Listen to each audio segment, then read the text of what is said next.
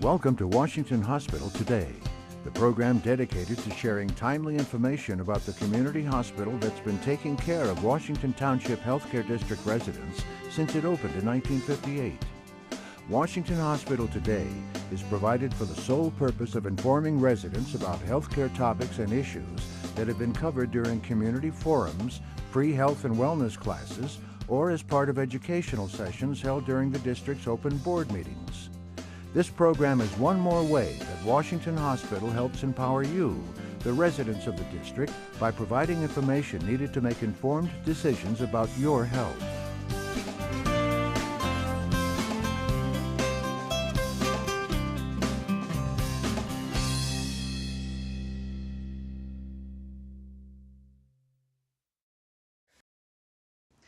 I'm Elizabeth Kurkjian. As she said, I'm on the staff at Washington Hospital here, and I'm also part of Women's Health Specialists. We're a small single specialty group practicing obstetrics and gynecology here in town. And the topic tonight is diabetes in pregnancy. So, often with these talks, people come with different degrees of expertise and information, experience with diabetes. So I just want to go over what are the goals of the talk tonight. And I'm hoping that through this talk we'll learn something about diabetes, specifically as it relates to pregnancy. Also learn how gestational diabetes is diagnosed and treated in pregnancy, because things are a little bit different for our diabetic patients during pregnancy compared to when you're not pregnant. And then also learn why management of diabetes is important to have a healthy pregnancy. And you all are very knowledgeable about diabetes, so this is really very basic. As you know, diabetes is an imbalance of our body's ability to produce insulin and to use insulin. And pregnancy is a very special state. Many of our systems are changed because of pregnancy and because of the needs of the developing fetus. And pregnancy, lots of additional hormone secretion, and this really can cause a lot of changes in many systems, but also in the insulin system. And there's an increase in insulin resistance and changes in insulin production. And what happens with gestational diabetes is that if the insulin production can't keep up with the insulin resistance and the insulin requirements, increasing insulin requirements, then diabetes develops. Well, what is gestational diabetes? Gestational diabetes is essentially diabetes that develops during pregnancy. So diabetes that will show up in a woman who is not otherwise diabetic before the pregnancy. And it's quite a common problem. You know, it can affect about 2 to 5% of pregnancies, though various studies, there's quite a range that we see in different studies. But the most common figure you'll see in the literature is about between 2 to 5%. And it's more common in women of African American descent, Latino, Native American, and South and East Asian descent. And we're really fortunate to live in this area. We have such a diverse population in this area, which is really great. And but what it can mean is that we're seeing a lot of gestational diabetes. In my practice, I see a lot of women who have gestational diabetes. So what are the risk factors? Some women are more at risk for developing gestational diabetes, and these are some of the risk factors that we see. If you have impaired glucose tolerance prior to your pregnancy, then you're more likely to develop true gestational diabetes during pregnancy.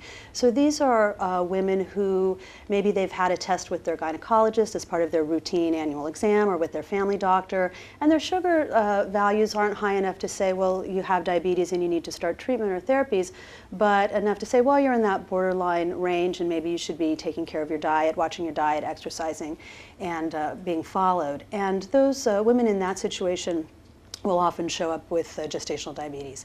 If you've had diabetes in a prior pregnancy, 1 to 2/3 risk recurrence in the subsequent pregnancy. So I always am very careful to let people know about that. A strong family history, especially a history of diabetes in a first-degree relative, predisposes. Women who are obese have higher rates of gestational diabetes. If you've had a delivery of a baby, so if you've had a baby in the past that's been 9 pounds or greater, you're more likely to have diabetes in the subsequent pregnancy. As we get older, we have more of a risk for developing diabetes, just as with type 2 diabetes. And then if you're spilling glucose in your urine, that can be a sign that gestational diabetes may be in your future. Excuse me. So why do we care about this? I mean, there are some very special complications related to pregnancy over and above just the health of the mom and managing diabetes to try and improve mom's health. And these complications can be quite serious, and so we're very concerned with trying to do our best to really intervene. And my mantra with my patients is healthy mom, healthy baby. Healthy mom, healthy baby. That's really where we're going with all this. Fetal macrosomia. So this is defined as birth weight over 4 kilos or 8 pounds 13 ounces. And some people say, well, great, the bigger the baby, the healthier the baby. Well, that actually isn't true, and having a bigger baby can really predispose to certain complications. What are these complications? Well, a bigger baby may be more difficult to deliver. You may end up having a longer labor, need for assisted delivery with forceps or vacuum, maybe even need for cesarean section if the baby is too big to fit through the pelvis. A bigger baby may cause more lacerations during delivery or heavier bleeding. And a complication that puts a lot of gray hair on an obstetrician's head is shoulder dystocia, which is where at the time of delivery, the baby's head delivers, but the shoulder gets stuck. And this can be really quite a challenge to manage during delivery, and can sometimes lead to very serious problems for the baby, such as nerve damage or deprivation of oxygen during delivery. So it's something we take very seriously. Women who have diabetes during pregnancy tend to have higher rates of hypertensive disorders that develop during pregnancy, like preeclampsia. And this is important because preeclampsia can lead to things like premature delivery, preterm birth, which again has consequences for the newborn, as well as some serious complications for mom, like seizure, hemorrhage, or stroke. Another complication related to diabetes with pregnancy is polyhydramnios, where there's too much amniotic fluid. And this can again lead to preterm labor, early rupture of membranes, fetal malposition, where the baby has there's too much fluid, and so the baby just can't settle head down, and that can lead to other problems during delivery.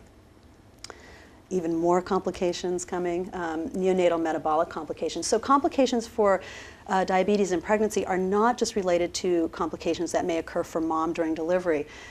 Babies born to diabetic moms can also have difficulties. And what happens for these babies is that during pregnancy, mom is having trouble with her insulin resistance and her insulin production. And so especially for moms whose sugars fluctuate quite a bit during pregnancy, the baby is seeing a whole wide range of sugars. And the baby, though, does not have those difficulties. The baby is well able to produce insulin to take care of those sugars. So the developing fetus has really ramped up his or her insulin production. So what happens is when the baby is born, the baby says, wait a minute, where's all my sugar gone to? Now the baby doesn't have the benefit of mom's sugar, only has what he or she gets from the colostrum, formula, whatever outside sources. But the insulin production is really ramped up. So what happens with these little ones is that they can get too low blood sugar. So they can get hypoglycemia, and they can also have some calcium and magnesium derangements. And this is a problem that can be dealt with, but sometimes requires IV fluids and sometimes requires a stay in the intensive care nursery. And we really don't want to have that happen to our newborns. We really want our newborns to room in with mom, stay with mom, go home right away with mom. And then babies born to diabetic moms also can have more rates of jaundice, again, sometimes requiring a stay in the nursery and that kind of thing. So that's why we really want to try and intervene and really help to step in and try and avoid some of these complications. Okay, so I'm going to go off topic a little bit and talk about diabetes before pregnancy. And this is something that I feel very strongly about, and I think that this is an area where, as an obstetrician and as a mom-to-be, working together, we can really influence the outcome of pregnancies. And generally what we see in terms of complications and problems during pregnancy is that the better the control of diabetes during pregnancy, and that's either for moms who come in already knowing they're diabetic or moms who have gestational diabetes, the better the control, the less complications, the less risk, the less problems during pregnancy. And moms who have diabetes prior to pregnancy, in addition to the risks we just talked about, they have even some additional risks. And these risks are really tied to the level of control of the blood sugars prior to pregnancy.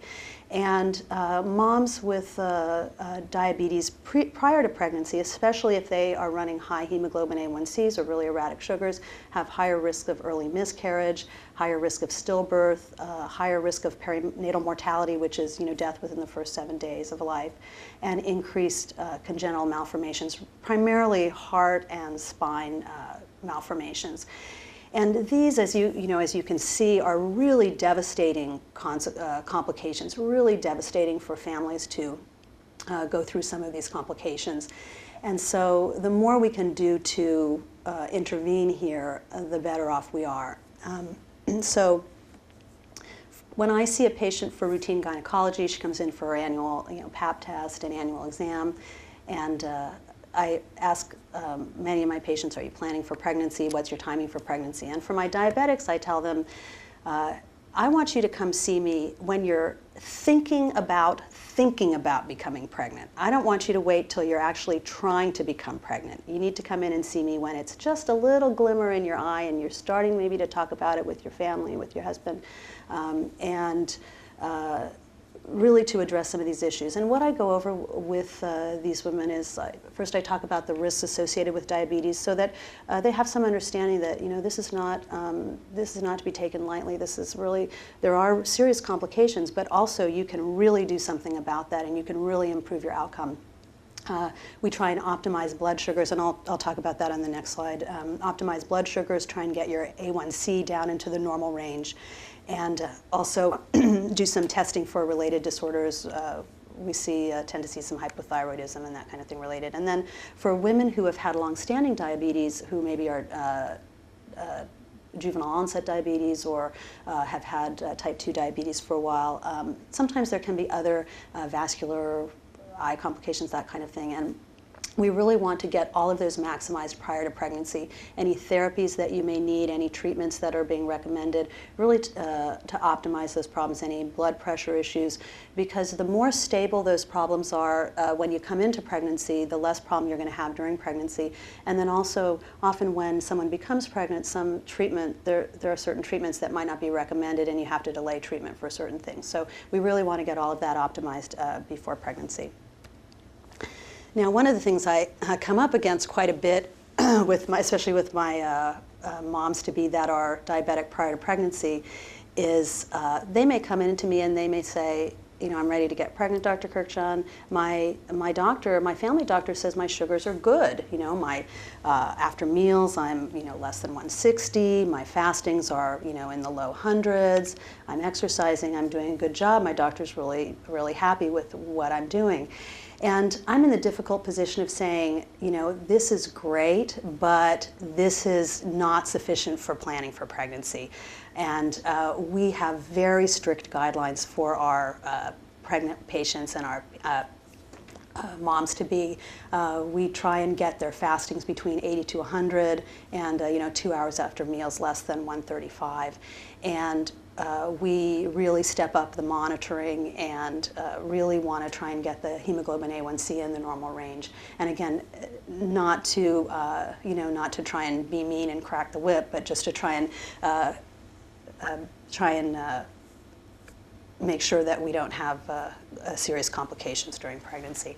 And sometimes this can take time. I mean, if you have diabetes yourself or if you've known folks with diabetes, it can sometimes take a while to adjust your food plan, to get your sugars in control. And we're really asking for our diabetics to really go an extra step and do it pretty quickly. So it can be quite a challenge. Okay, so that's my little soapbox for diabetes, for women who have diabetes prior to pregnancy. So let's go back to our topic at hand, which is gestational diabetes. So how do we find our diabetics? Unfortunately for me, they don't have a sign saying, you know, I'm diabetic, help me. We have to actually go test and ferret them out. So who do we test? Well, at this point, we test everyone. There's a lot of discussion about universal screening versus universal, by universal I mean all pregnant women, versus just screening versus family history.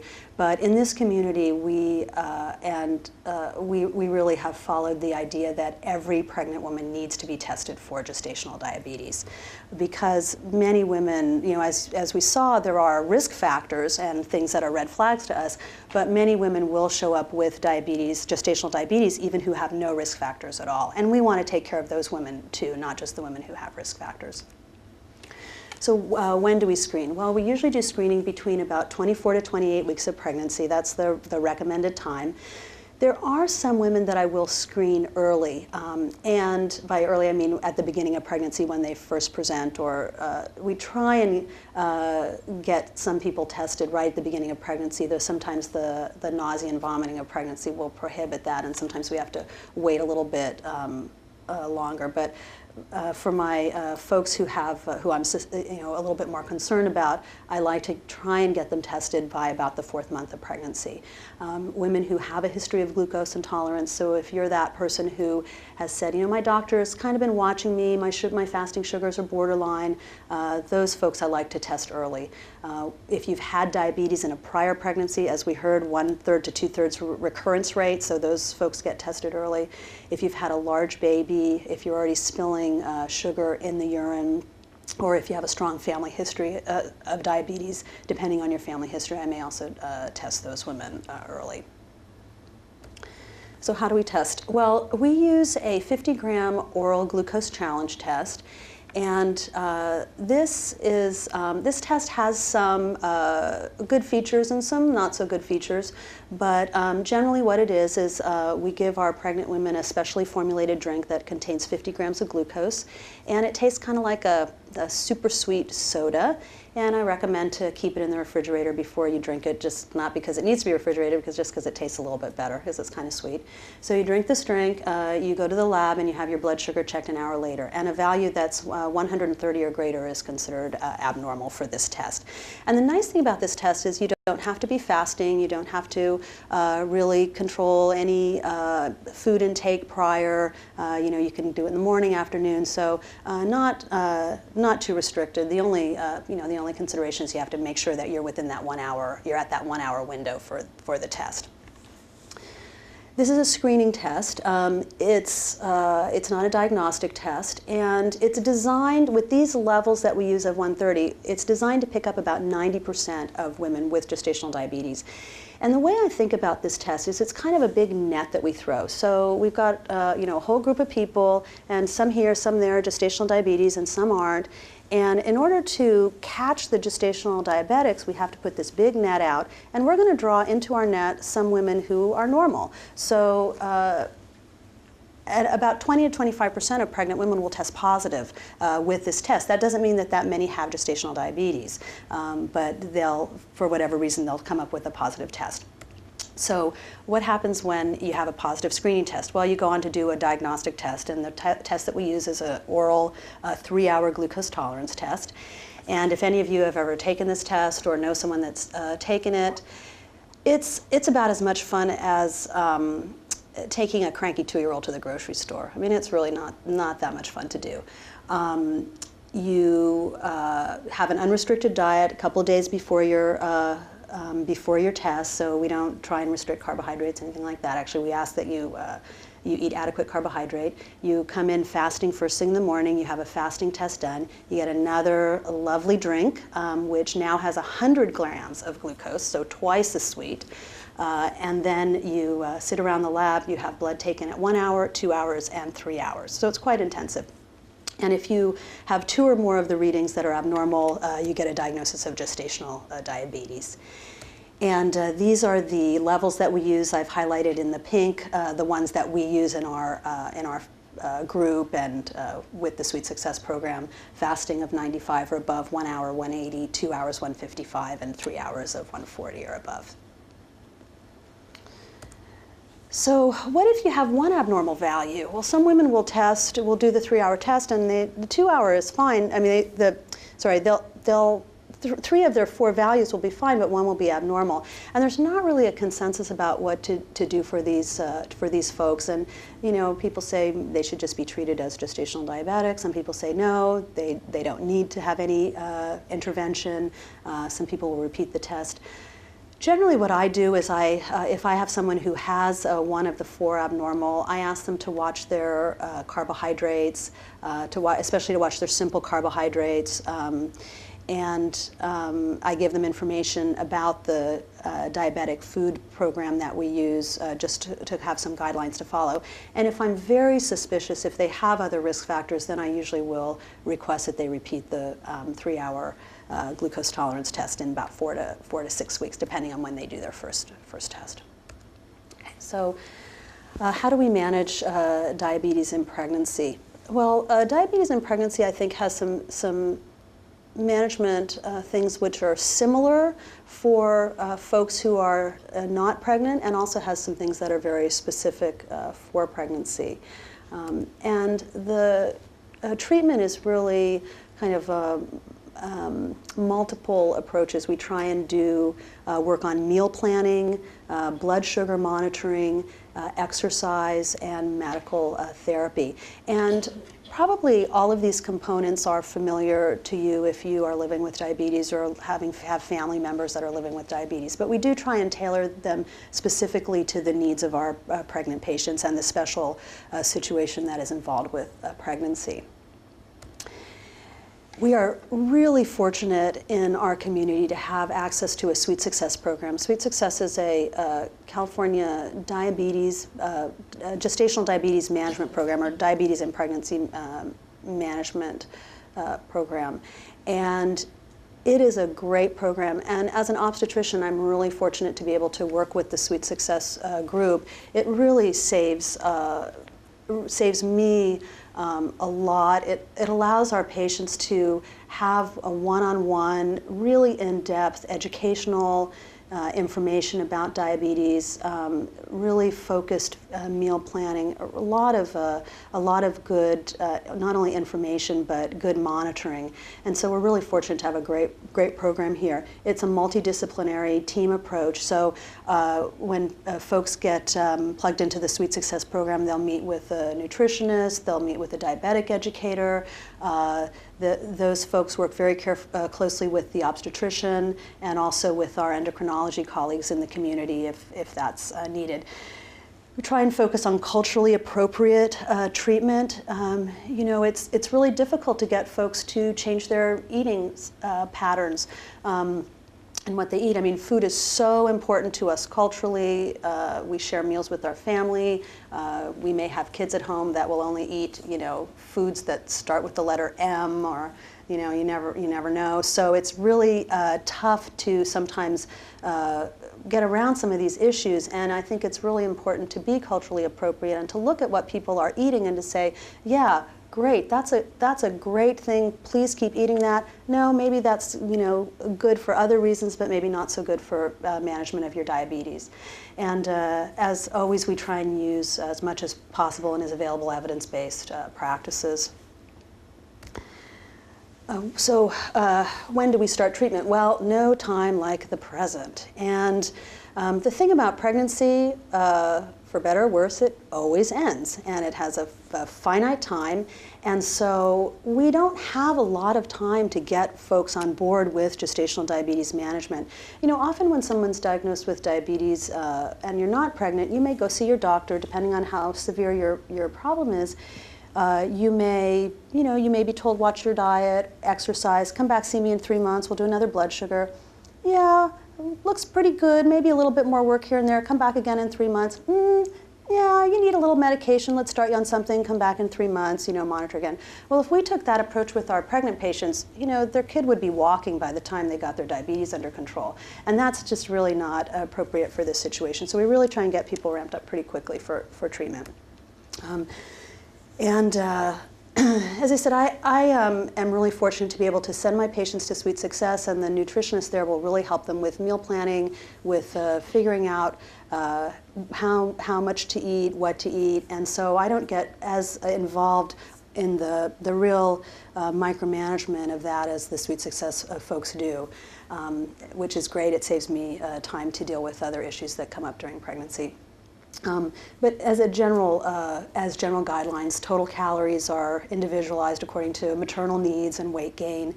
Carbohydrate intake is controlled, and patients are encouraged to eat 3 meals and 3 snacks. And that's really one of the hallmarks of gestational diabetes management, is to try and get people to eat frequent small meals with good source of protein at every meal, rather than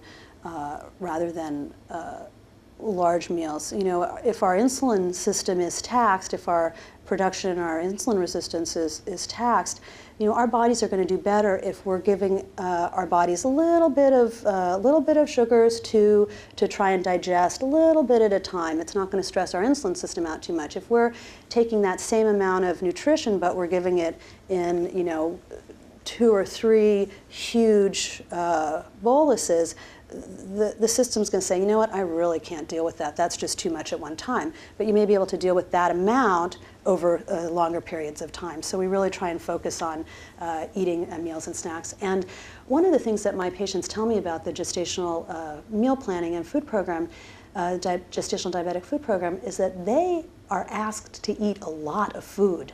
Sometimes they'll say, I just can't eat all the food that my nutritionist wants me to eat.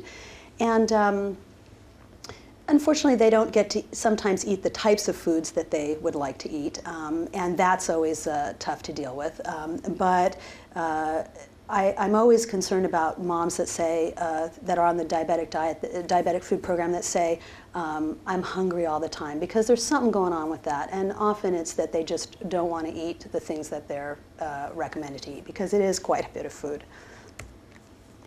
We are very strict about glucose monitoring. We ask our patients to measure their glucose 4 times a day, fasting and after each meal. We ask them to write down everything that they eat. We ask them to write down their blood sugars, so that we can look and see how their food choices are influencing their sugars, and try and make some changes and intervene in that regard. And we're pretty strict about our guidelines. I mean, we like the fasting sugar to be below 90, 1 hour after meals, 130 or below. And these numbers will vary depending on the specific program, depending on input from the physician, depending on whether or not medications are used. Sometimes if insulin is started, the guidelines might be even a little bit stricter, but that's kind of rough guidelines. And again, these numbers are often much more strict than than other family members. And so sometimes we'll have someone come in and they'll say, my mom has diabetes. Her doctor's fine with her running sugars of 160. Why can't I run sugars of 160? Or her doctor's fine with her running a fasting sugar of 100. Which, again, there's a lot of debate among endocrinologists about what a good sugar should be. So there's a lot of discussion about that too. But generally, as a rule, we are stricter with our diabetics than on the outside. We also now, as if that's not enough, watch your meals, eat 6 times a day, check your sugars 4 times a day. If that's not enough, then we say, okay, now you got to exercise. And exercise, really a moderate amount of exercise will really make a big difference. This does not have to be, 1 hour boot camp, kind of thing.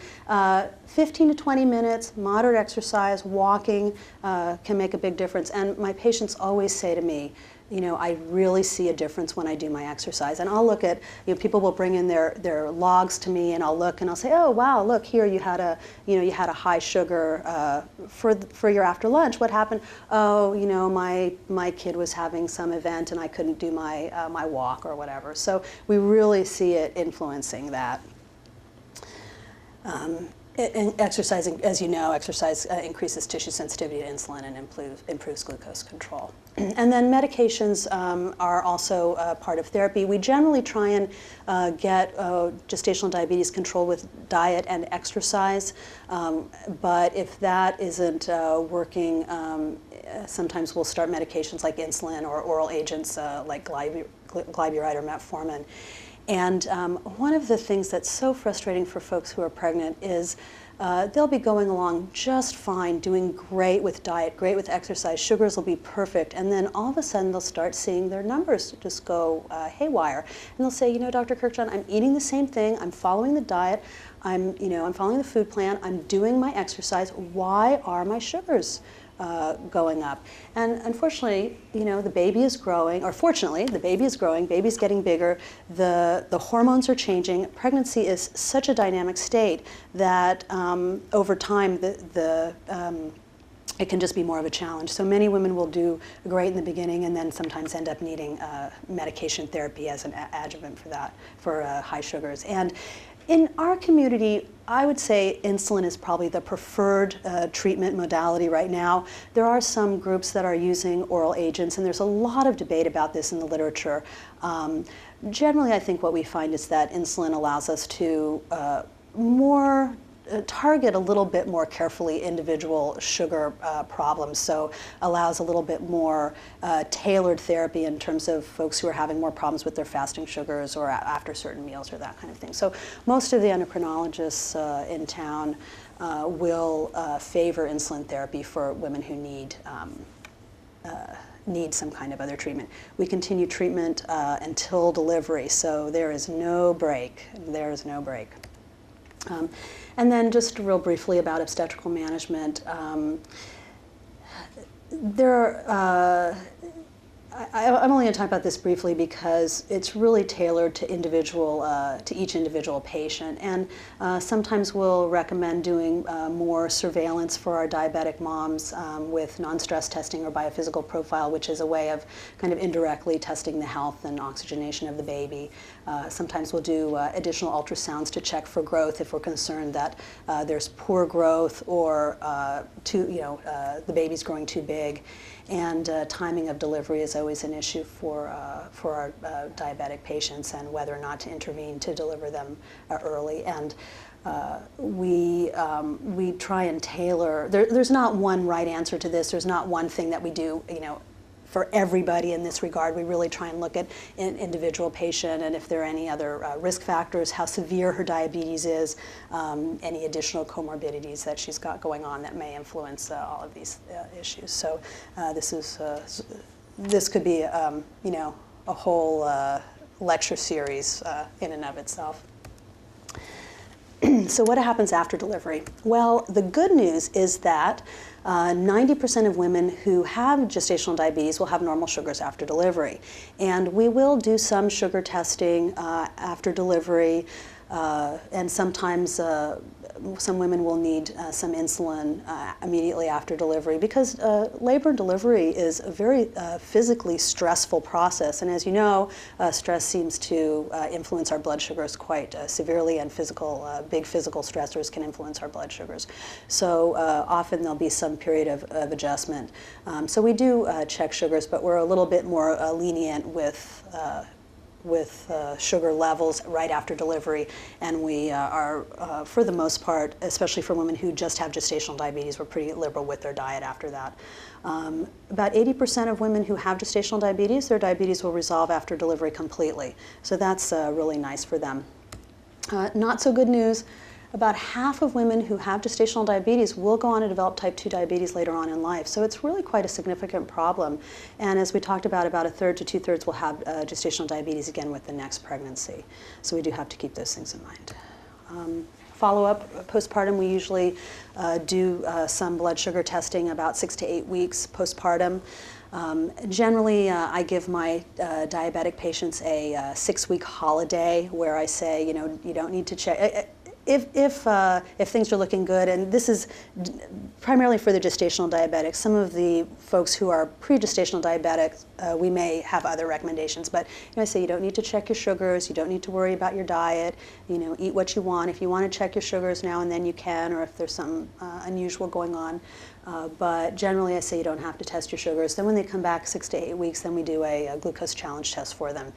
And recommendation, because there's such a high rate of type 2 diabetes for gestational diabetics later on in life, we do recommend ongoing surveillance and screening for diabetes as part of your regular annual checkups. And I've seen various numbers. You know, some people say you should test every year, but at least every few years for sure you should be screened for diabetes. And then of course with, in order to try and not develop diabetes later on in life, you know, or try and delay development, you know, trying to make sure you maintain good body weight, you know, as close to the ideal body range as possible, regular exercise, you know, all those things our mom told us to do. And generally for our for our postpartum patients, we use a 75-gram glucose tolerance test, and these are just some of the levels that we look for after delivery for our follow-up. Okay, and then if you want more information on this topic, these are some websites that you can go to. The first one is our group's website. The .gov is the California Sweet Success program, and they have some great handouts about gestational diabetes. Of course, Washington Hospital has a good website related to diabetes, the American Diabetic Association, and then Up to Date is a subscription service that many doctors use for medical information, but they have a patient arm, or patient section also where you can download and look at handouts on different topics. The last one, the Up to Date, isn't on the handout, so if you're interested in it, you can just jot it down.